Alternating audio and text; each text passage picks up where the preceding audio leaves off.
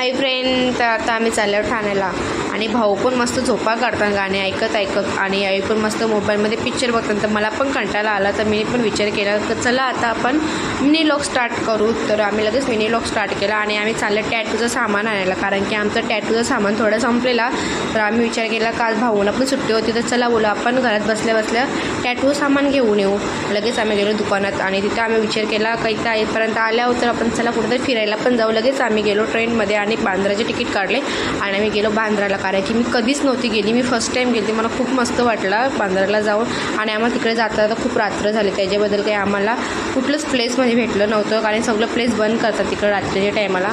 त्याबद्दल आम्हाला हा एक प्लेस भेटला, मस्त वाटलं इथे पण. आणि इथे एक मस्त गोल्ड मॅन होता, तिथे पूर्ण सोन्याचा होता, मस्त वाटलं त्याला बघून, खूप मस्त टॅचू बिचू होत होता.